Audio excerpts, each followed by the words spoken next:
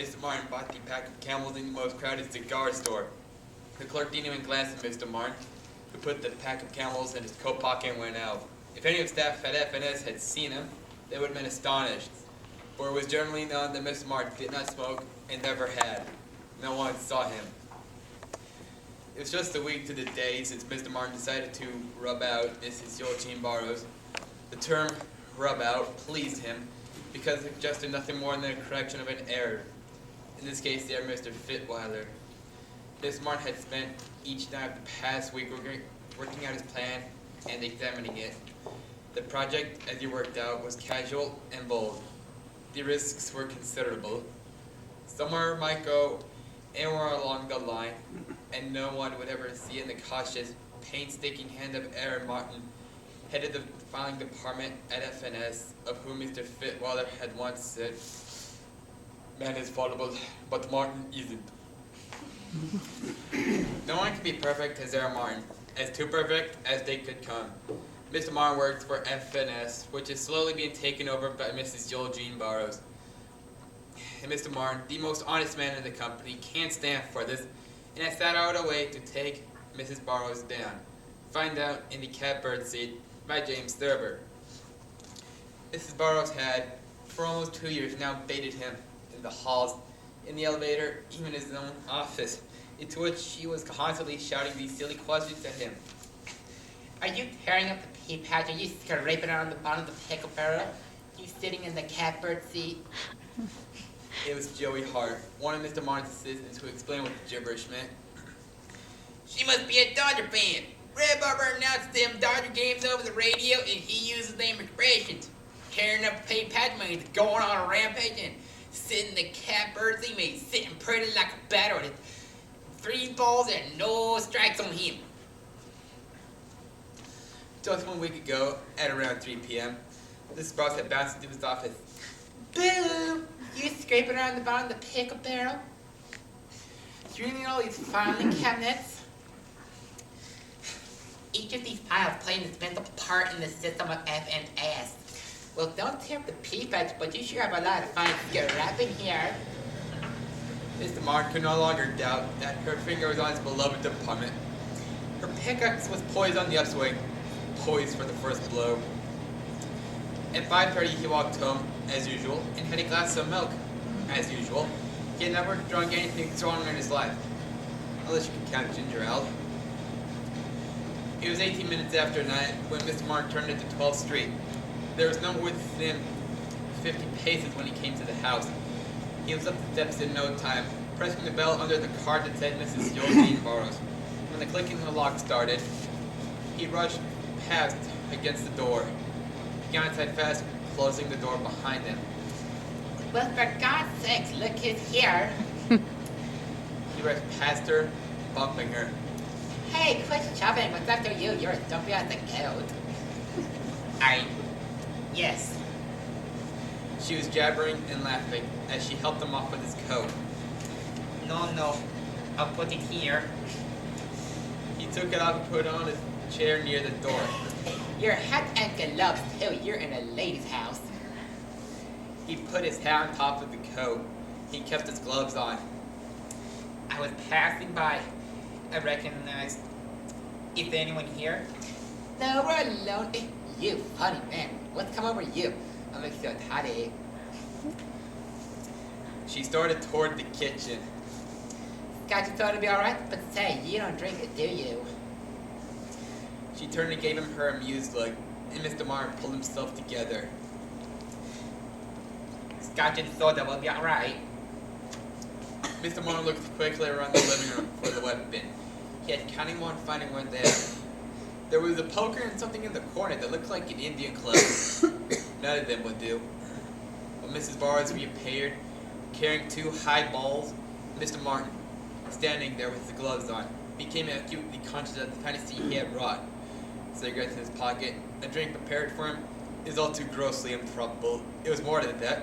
It was impossible. Somewhere in the back of his mind, a vague idea sprouted. For heaven's sake, take off those gloves. I always wear them in the house. The idea began to bloom, strange and wonderful. She put the glasses on a coffee table in front of the sofa and sat on the sofa. Come over here, you little man. Mr. Martin went over and sat beside her. It was difficult getting a cigarette out of the pack of Camels, but he managed it. She held a match for him. Well, this is perfectly marvelous. You with a drink and a cigarette. Mr. Martin paused, not too awkwardly, and took a gulp of the highball. I drink and smoke all the time. He clinked his glass against hers. Here's nuts on windbag Fitzweiler. You take the drugs or something. Heroin. I'll be go through the gills when I bump the old buzzard off. Mr. Martin, that would be that. You must go at once. Mr. Martin took another swallow of his drink. He tapped his cigarette out in the ashtray and put the pack of Camels on the coffee table. Then he got up. She stood glaring at him.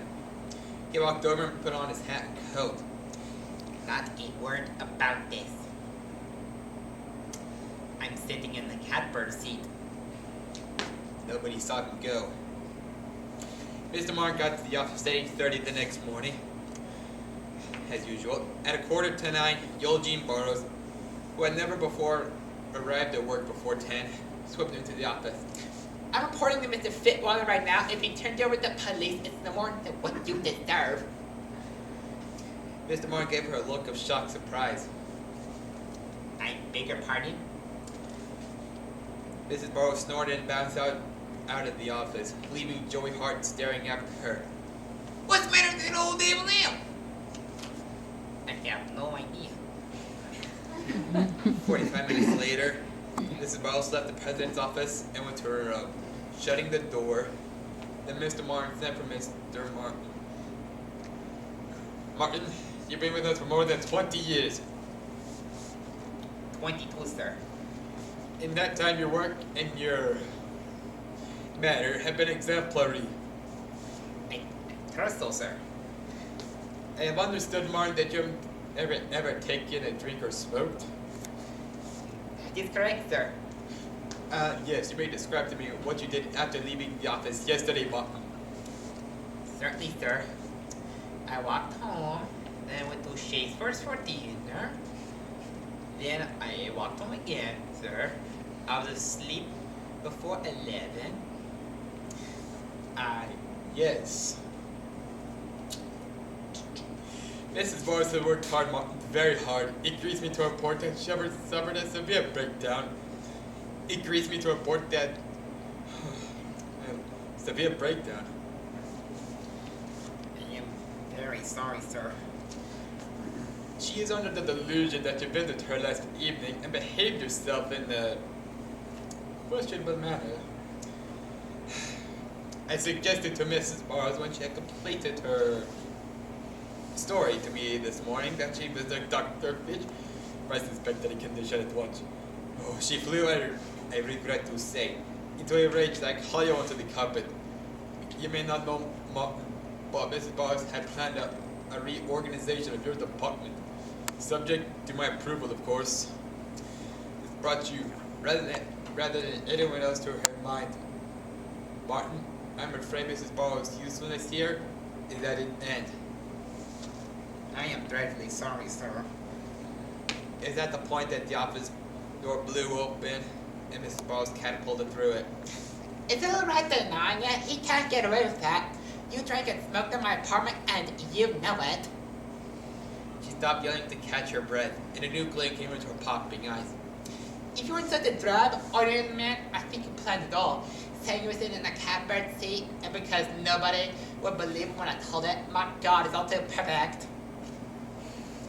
She glared at Mr. Fitzweiler. Can't you see his game, old fool? Can't you see a little game?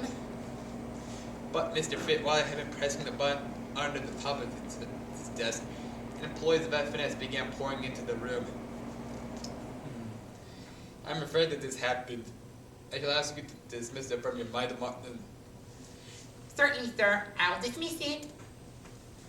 He went out and shut the door, and his step was light and quick in the hall.